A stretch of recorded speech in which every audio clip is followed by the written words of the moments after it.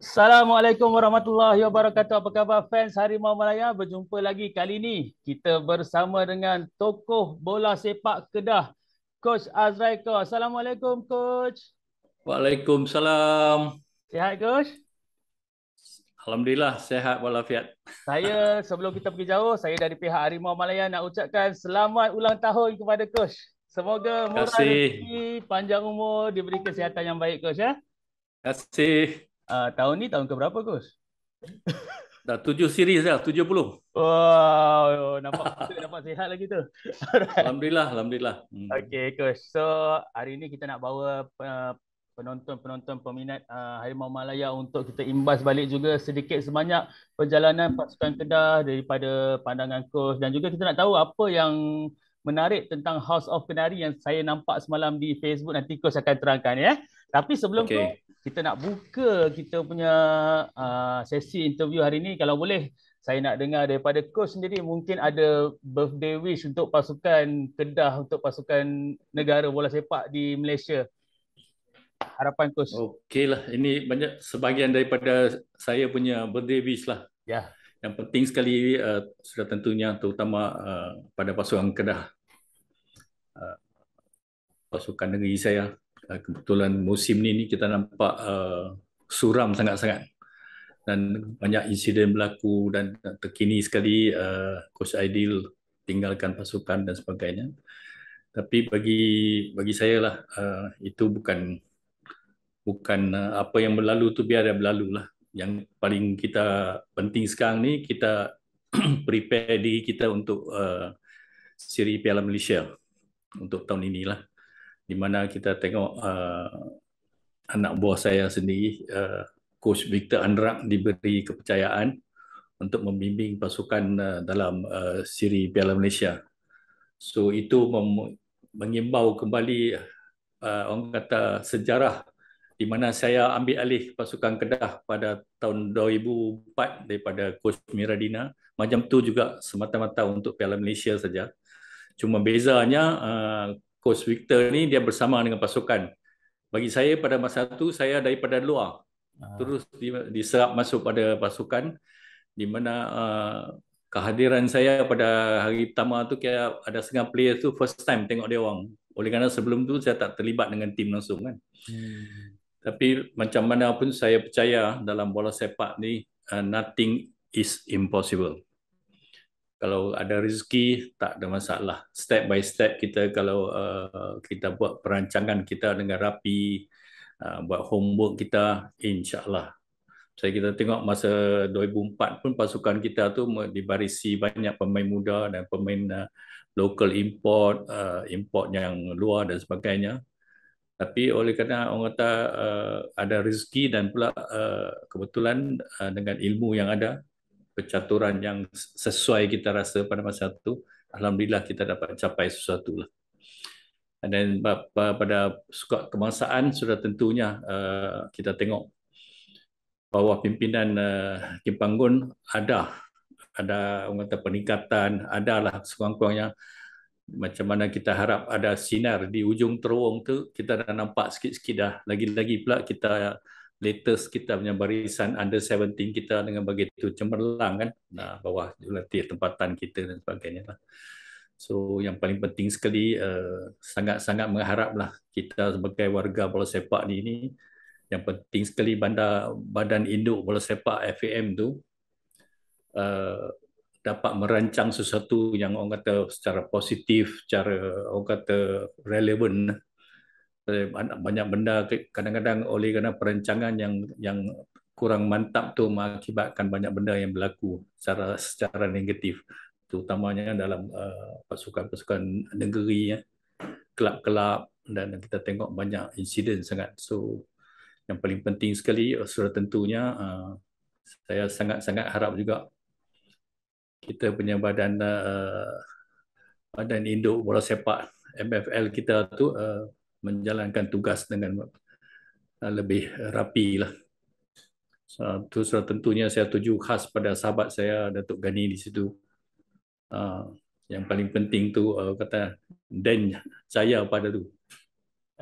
Itu sajalah harapan saya untuk ujung tahun ni. Ya, sebenar ulang tahun coach, kita doakan semoga harapan coach semuanya dapat jadi kenyataan dan dimakbulkan coach ya. Okey coach, tadi coach ada Ya. cakap situasi Victor Andrak mengambil alih Kedah ni sama macam situasi coach. Tapi kalau coach boleh sharekan pula dari segi pandangan coach, apa kualiti yang ada pada Victor Andrak yang coach percaya dia mampu untuk bawa Kedah dengan cemerlang?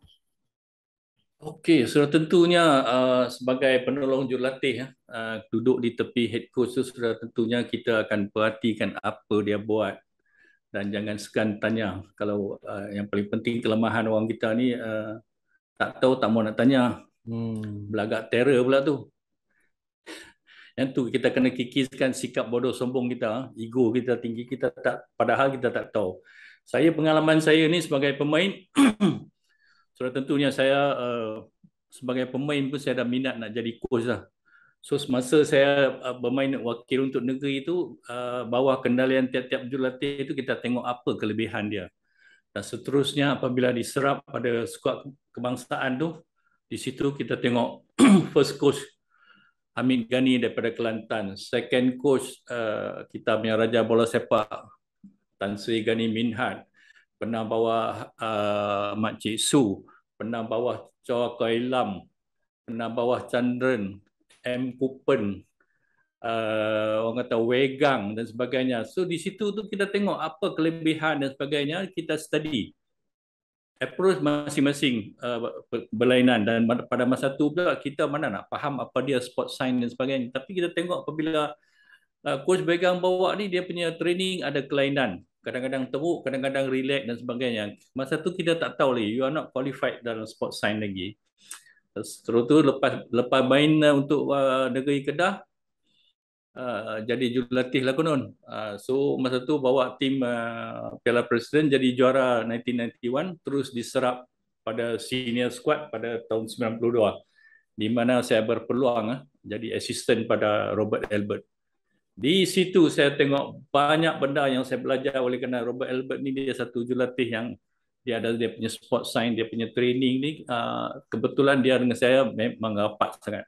So tak kering gusi lah tanya, benda tak tahu kita tanya. Dia pun tak loket ilmu. Dia banyak benda yang ada share. Kadang-kadang training, why these few days you training 2 session and then these other days you only 1 session. Just explain macam mana dia loading dia punya intensity, loading dia macam mana dia lower intensity supaya on the game day tu kita boleh pick dan sebagainya. Oh, itu rupanya. Dan kebetulan masa tu saya ada sport science. Apabila dia relate benda-benda ni baru kita faham. So di situlah sebagai penolong jurulatih kita kena tahu benda-benda macam ni. Jangan jadi jurulatih duduk di situ, ada setengah penolong jurulatih legend dah konon.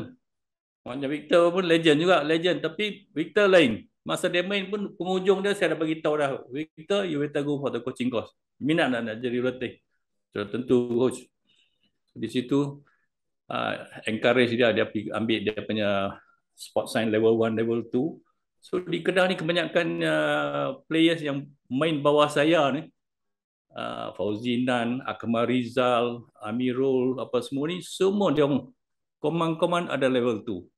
So sekurang-kurang apabila dia orang bawa tim, you tahu apa difference. So tentu bagi saya rasa Victor banyak benda dia belajar. As a player, bawah saya, dalam kadang-kadang briefing pun kita tengok training ni, kenapa kita buat training ni, kenapa kita buatnya ni, kenapa kita nak hari ni satu sesi saja supaya dia faham. Tu tak kira lah lepas saya keluar tu orang lain ambil alih, itu orang lain punya cerita. Bagi saya as a coach adalah kewajipan kita untuk educate players kita. Lagi-laginya kalau ada pembantu yang minat betul-betul nak belajar, kita ajar. Itulah. So saya rasa dalam keadaan Victor ni kelebihan dia daripada saya ni oleh kerana dia bersama tim. So as a assistant tu sudah tentunya dia ada pandangan dan cara macam mana nak kendali tim, line up dia nak buat macam mana dia punya approach. So sudah tentunya masa coach ideal tu coach ideal yang decide apa dia nak buat. Tapi as a assistant dia boleh perhati. Orang kata kita belajar ni benda yang baik kita belajar, benda yang tak elok kita tak tepi. So apabila sampai masa untuk kita nak buat sesuatu, this is the time you execute apa yang ilmu you ada, apa yang you nak implement dalam padang. Bagi saya lah, pandangan saya yang tak seberapa. Pandangan coach seberapa? Bukan tak seberapa. Okey coach, selain daripada pertukaran jurulatih, sebelum menjelang penghujung tu pun kita dapat lihat pengendali ataupun peneraju Kedah FA lepas ni akan diletakkan di bahu Daud Bakar. Jadi dia berlatar belakangkan bisnes dan dipercayai mempunyai mungkin hati yang lebih kental, cara yang lebih tegas untuk mengendalikan sesuatu isu, terutama seperti cara dia mengendalikan isu LHDN sebelum ni. Coach rasa beliau adalah seseorang yang memang diperlukan dan mungkin ada ciri-ciri seperti Datuk Basri Akil sebelum ni? Yang lain saya tak tahu. Kalau nak dibanding dengan Datuk Basri Akil, sorry to say, maaf. Dalam dunia ni satu saja Datuk Ahmad Basri. Dan tentang Tan Sri Daud ni, saya tak mengenali beliau begitu dalam, cuma baca dalam paper dan dalam media dan dia punya komen-komen dan dia punya tulisan dan sebagainya. He is boleh kata expert lah dalam financial, tapi dalam bola sepak I think he is still new. Dia masih lagi baru dan so tentunya kita tengok apa yang beliau buat tu, dia is trying to learn. Is a man of positive attitude lah. Dia akan belajar banyak benda. Yang paling penting sekali itu orang di keliling beliau, macam mana dia orang bagi input dan sebagainya. Itu penting to share knowledge, share experience dan sebagainya. Dia kena ada individu-individu yang ada idea, susun idea apa nak buat dalam keadaan nak face satu team, satu club is not easy. Banyak sekarang ni dah penghujung musim dah. Kita tengok penulisan beliau, musim 2023 akan berwajah baru dan sebagainya. Wajah baru dalam bentuk apa? Boleh berjaya tak boleh berjaya belum tentu lagi. You can say anything you want, but come to the season, macam season ni lah. Sebelum season tu kita akan buat ni, kita akan buat tu, last kali ini hasilnya. So di situ yang paling penting perancangan untuk musim baru tu. And then penilaian tentang squad yang ada. Dan foreign player tu sama ada kita masih lagi mengharap local agent kita yang tengok dalam internet free agent players ni apa semua diketengahkan, atau kita contact agent yang betul ada players di negara dia orang, kita pergi tengok, kita pergi runding, see in front of your eyes. Macam saya buat dengan arwah Datuk Basri dulu, kita pergi di Brazil, Porto Alegre. Kita tengok players, agency daripada Ronaldinho dan sebagainya. These are the things, you ada masa, you have to plan. Dan player yang kita ambil itu pastikan, kalau kita tengok tiap-tiap musim kita terminate players ni, kita ada bayar pampasan berjuta-juta ringgit. Benda tu kita tak sedap kan? It's a waste lah, kita membazir. Apa kata kalau kita ada betul-betul punya scouting team, orang yang ada networking di tentang foreign player, agent semua you kenal. Di situ it's nothing wrong kalau dekat you nak hantar media punya CV, kita tengok dalam kita punya laptop, tengok persembahan dia dan sebagainya. Of course setiap player main ni you kena buat you punya homework. Tengok di Wikipedia dia punya history, dia punya kelab dan sebagainya, di situlah. Kalau bagi saya di Southeast Asia ni kita ada networking. Dia ada main daripada Liga Indonesia, kita terus kontak kawan kita di Indonesia, coaches di situ. How is this player daripada klub ni pak? Yang kita di Kedah ni sudah tentunya Robert Albert ada di Indonesia. Just a phone call, Robert, how is this player in the league? Kita dah tahu dah latar belakang dia. Is he carrying a previous bad injury dan sebagainya? Attitude dia macam mana? Disiplin dia macam mana? Benda-benda macam ni lah. Kalau di Thailand, of course, saya ada kawan-kawan seangkatan main dengan Thailand dulu. He was Thai FA punya secretary dan sebagainya, macam tu. Singapura, kita, you kena ada networking dan you tahu latar belakang pemain-pemain ni. Kalau you nak pergi melalui local agent yang hantar player ni main, Players ni maybe for that season baru dia kenal players tu dalam internet saja. He don't know much about this player, tapi itulah dia orang kan jual barang dia, takkan dia nak kata barang dia tak bagus. Ini best ni bos, ni tengok ni bos, ini voted players of the best players of the year. No, 7-8 tahun sudah best player of the year. Dan ada setengah main banyakkan dalam pasaran kita ni di hujung-hujung career dia orang, players import ni. So dia sekadar nak dapatkan kontrak, dia main sajalah. Kena kata motivasi apa dia tak ada dah. Kalau you dapat young players macam tengok di tim KL tu, Morales apa semua muda-muda, tu kita nampak di situ he grow up. Yang ada setengah player kita tengok, ada setengah dalam kita punya liga begitu cemerlang. Kita tengok di KL, kapten dia Paulo Zuzua, berapa musim dia duduk kat sini. Tengok dia punya performance macam mana, bawa tim KL sampai AFC final. Benda-benda macam ni lah, kita kena ada networking. So macam itulah yang Tan Sri ni he must have somebody with that kind of knowledge, assist dia dan sebagainya. Kita tak mau, dia tak tahu orang main kata players ni bagus, ada kelidin dia pun ni okey deh Tan Sri, ambil. Lepas tu tengok musim depan open window, terminate pula dah. Macam musim ni kita sign satu player pre-season training dah injured dah berapa bulan tak main, lepas tu rest, masuk main berapa bulan, injured pula. Jadi tempat kita ni macam tempat tumpangan kebajikan pula. Kan? Duk belah dia orang. So benda-benda ni you have to be very careful. Bagi saya ni kita kena peka, kita running kita punya club, kita nak cari duit bukan senang, kan? Nak cari sponsor, nak ni apa, tapi you waste money on terminating this player, you have to pay them full the compensation. So benda-benda tu ni local player. Dan di segi development, kebelakangan ni kita tengok di Kedah ni, kata je lah ubi Kedah ni hebat, mana nak ada ubi dah. Tak ada. There's no development for the past few years. Tak ada. Buktinya kita tengok MSSM kita punya result macam mana, Sukma macam mana, Piala Belia macam mana, Piala Presiden macam mana. So time to wake up. Kita kena restructure kita punya ni. Tengok contoh-contoh apa arwah Datuk Basri buat dulu. Kan? Apa yang dia buat?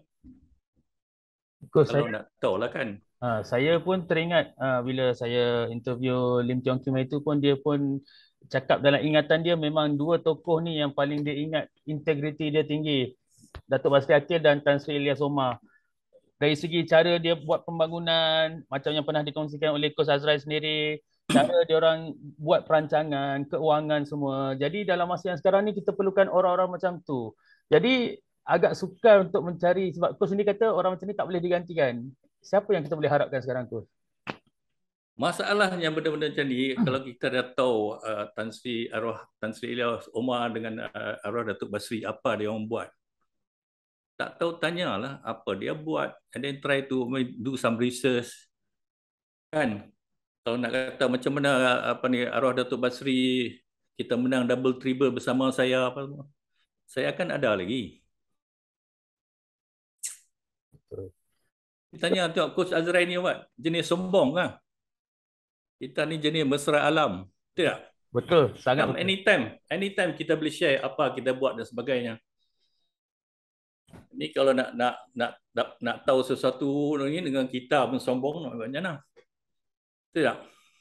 Coach, adakah itu yalah bagi kita I'm open anytime to share apa yang kita buat. Kalau di dulu kita boleh produce young players like Karim Muhammad, Badrul Bakhtiar, Sabri Abu, Faizal Abu Bakar, Fadli Baharum, semua young player. Kenapa sekarang tak boleh? Bos Azrai bukan ada 4 kaki 4 tangan. Sama macam apa juga. The willingness to learn, belajar. Kalau kita tak tahu, kita tanya macam dulu dengan arwah. Saya benda yang saya tak tahu, okey, Datuk ni kalau macam ni buat macam mana? Dia bagi cara dia, kita bagi pandangan cara kita. And he is a man. Dia punya communication two way. Tanya dia kadang-kadang dia tanya kita macam itulah, you share your opinion, pendapat dan sebagainya, tak salah. Coach, ada juga setengah orang berpendapat kalau nak memahami selok-belok perjalanan bola sepak ni kena orang yang pernah bermain bola sepak sendiri yang menguruskan. Coach sendiri melihat benda tu Tak relevan? semestinya. Tak semestinya. Dia main bola pun kalau dia ada jadi pegawai, dia tak ada jiwa tentang kebajikan pemain dan tentang pembentukan tim tu. As a player, you were only a player. But you never know what is in the management all about yang saya bagi tahu tadi itu. Networking lah, benda-benda macam development apa semua. Sport science yang paling penting apa semua. Kalau you tak tahu, just sekadar, oh, saya bekai pemain, saya boleh bawa tim, saya boleh buat tim ini. No, it's already proven. Ada juga yang ada, tengok di KL punya CEO, Stanley. Dia dengan dia punya knowledge dalam dia punya jadi pandit sebelum tu lah ni apa semua, then he learn a lot. Orang-orang jenis macam ni dia belajar, bukan jaminan lah kalau you bekai pemain nak masuk dalam tu you rasa you tahu segala-galanya. No, as a player maybe you know how to play football, but to manage football is totally a different thing. Itu pandangan saya lah. Okay, Coach. Kalau kita tengok dalam tahun ni memang banyaklah pencapaian yang membanggakan. Cumanya kalau kita selak lebih dalam liga kita ada jurang yang besar sebenarnya antara pemain-pemain dalam tim yang berdana besar dengan tim yang berdana kecil. Jurang juga antara player muda nak sampai ke tahap senior, ada jurang yang besar yang sebenarnya perlu ditutup, Coach. Jadi adakah benda ni akan bawa masalah kepada kita dalam masa terdekat ni? Bagi saya tak jadi masalah sekiranya segala perancangan tu dibuat dengan rapi. Dan orang yang ada orang kata knowledge tentang benda-benda macam ni, development. Yang paling penting sekali, these young players, they must have more matches dan sebagainya. Dan kita tengoklah, ada setengah tengok kita punya development yang ni ada setengah sampai main antara zone saja, just to cut cost dan sebagainya. Development tak ada shortcut. Macam arwah Datuk Basri bagi tahu dulu, dia set center pada tiba-tiba diberhenti tu yang dia mengamuk tu. Dia tak ada shortcut, and it's already proven apa yang Datuk Basri buat tu benda tu betul. Sampai hari ni kita tengok di mana bola sepak kita, you are talking about development. Coach, ada tak macam Coach rasa dulu zaman-zaman mungkin zaman-zaman Coach bermain 90-an, masa tu term anak jati, term pelbagai bangsa, masa tu dia lebih mewarnai bola sepak. Daripada sekarang mungkin kita akan tertumpu kepada naturalisasi anak warisan untuk bawa tim kita ke atas. Itu yang macam nampak ke arah tu sekarang, Coach. Dia benda tu ada pros and cons. Taklah kata is already modern football professional ni. Anak jati kalau you mampu. Macam saya ambil alih tim tu, kita kalah Malaysia Cup 2004 tu dengan throw in Jurat Camrong tu, arwah ada buat satu planning, program 10 tahun di mana kita nak seboleh-bolehnya dalam 10 tahun tu kita nak menang one of the cup, 3 piala yang ditandingkan tu, selang-seli pun tak apa. So dalam keadaan masa tu kebetulan lah kita tim Kedah ni memang tim kedil dengan bajet pun memang tak banyak. So apabila Datuk Basri suggest nak buat macam tu, saya kata macam mana kita nak ni Datuk, kita di segi kewangan kita tak banyak kita punya bajet dan sebagainya. So itulah satu, dia kata tak kisah, kita ambil alih sekarang tim ni kita dalam seboleh-bolehnya saya nak buat lebih pada concentrate lebih pada development. So apabila dia cakap pasal development, saya akan okay, my idea is like that. Masa saya masuk dalam tim tu, boleh kata dekat separuh tim Kedah tu boleh kata ada local import daripada rata negeri lah. So dengan keadaan sedemikian, kalau Datuk kata Datuk nak buat program development dengan kita punya target dalam 10 tahun tu, di antaranya kita nak menang one of the piala yang ada, itu mampu oleh kerana kita ada masa dan kebetulan apabila local import punya kontrak dah matang, kita tak renew dah. bagus mana pun kita tak renew oleh kerana kita nak save cost. Save cost tu kita ada tujuan, save cost tu kita nak buat development. Ini nak jadi juara tapi nak duit ciput, nak save cost. Itu di kadang-kadang kita tengok macam tu, kita nak ambil import pun nak save cost. Ini dia. So di segi local ni kita buat development, then suggestion saya kita pergi cari di kita punya development team. Kita pergi tengok tim Piala Belia, kita pergi tengok di Piala Presiden dan sebagainya. And at the same time Arwah punya style dia kadang-kadang manager tim-tim daripada kampung apa semua ajak friendly apa pun, semata-mata dia kata di sini ada 2-3 orang player. Kalau Datuk boleh main, buat friendly apa, Datuk main tengok. Kami pergi. Terutamanya di daerah-daerah Baling tu kita nak banyak kali kita pergi di situ. Kebetulan ada satu tim Malinja kot. Manager pun nama Basri juga. So di situ kami kerap communicate. Kita, there's nothing wrong. Kita pergi mana tahulah kita dapat seorang dua. Tengok sekarang ni banyak player yang main daripada daerah Baling kan. So benda-benda tu lah kita buat. Yang paling penting sekali, lepas kita dapat macam tu dah, kebetulan masa tu peningkatan tim kita tu, apabila kita tengok player-player muda masuk ni, macam Badrul Bakhtiar dia orang ni semua, ada setengah tu macam Faizal Abu Bakar apa semua, kita connect dia orang immediately daripada Piala Belia lagi. Fazli Bahrum dan sebagainya, di situ kita ni.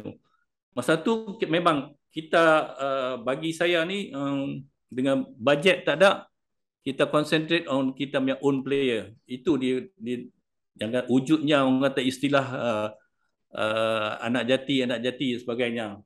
Tapi benda ni memang di praktik time masa 70-an saya main dulu pun macam tu ya. Negeri-negeri dulu kalau kita tengok yang betul-betul ni macam tim Kelantan, dia very particular about local Kelantan player, semangat jati negeri dan sebagainya. So macam tu juga saya cuba lakukan dengan arwah Datuk Basri dan alhamdulillah. Masa kita menang double triple tu, by that time tu kita dah dekat 80%, 90% dah anak jati Kedah dalam tu. Dan kebetulan pula semua ubi-ubi muda lah, budak-budak daripada Presiden Cup. Yang saya ingat tu orang luar masa tu Coach Nafuzi Zain. Masa kita menang first triple tu, dia masih bersama kita lagi. Rushaidi Wahab, Asmawi Hasan. Semua. Ya? Asmawi Hasan. Ya. So masa tu lah kita tengok, other than that kita tengok kita apa yang target kita nak orang kata perkemaskan semangat anak jati, tim anak jati tu, orang kata kita orang kata kita berjaya lakukan dengan bajet yang kurang. Dan kebetulan pula apabila kita promote players daripada squad presiden ke squad senior tu, gaji dia orang tak besar, 5-6 ribu. Saya di sana dia orang dapat 1,000 lebih, 2,000, kita next. So dalam keadaan tu alhamdulillah dengan cara kita punya kaedah latihan, kita punya falsafah, kita punya DNA, budak-budak dapat serap dalam tim dengan jayanya. Itulah kita nampak. Tapi oleh kerana sekarang ni dah era privatize dan dengan kelab saja apa tu. Dan kalau macam tim Kedah saya pun development pun kita tak banyak buat dah. Oleh kerana kita bahagian tu kita abai sangat. Kita dah tak ada kalau nak kata di tim Kedah, even for the next season you nak ambil anak jati Kedah, tak ada. Saya sendiri pernah balik main di Kedah 2019, saya cuba nak tengok development macam mana. Saya masuk, saya bawa tim Piala Presiden. Segala-galanya dah berubah, cara approach tentang training, cara attitude players apa semua dah berlainan dah. Lebih pada orang kata player muda pun dah lebih pada orang kata dia more interested tentang dia punya pulangan, gaji dia nak dapat berapa dan sebagainya. So ada setengah tu even that level pun kita nak cuba nak extend dia punya kontrak apa pun dah start negotiate dah. Dia nak gaji sekurang-kurang macam ni, kalau tidak dia nak pergi tim lain dan sebagainya, dia ada offer. So benda-benda tu. So you may tim mana pun lah, kalau kita tengok to be very very factual, orang kata anak jati ni kita kena tengok keadaan. Kalau development tim kita bagus dan sebagainya, kita boleh. Kalau tidak, banyak tim mana? Banyak. Yang boleh nampak sikit tu ke tim Terengganu, dia punya development tim bagus. tim belia dia, tim presiden dia, di situ possible kalau dan kebetulan pun Nafuzi laki ya, dengan kawan-kawan dia duk ada di Piala Presiden Roshaidi apa semua ni. So upgrade dia punya player, naikkan dia punya tim. Kalau kita tengok tim Terengganu sekarang tu lebih kurang ada mirip-mirip masa tim double treble dulu. Itulah.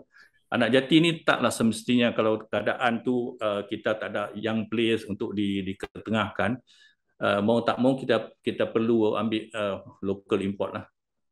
Okey, So Coach. bagi sekarang ni ayat anak jati tu kita tak boleh kata kita guna tepat sangat. It is not like that.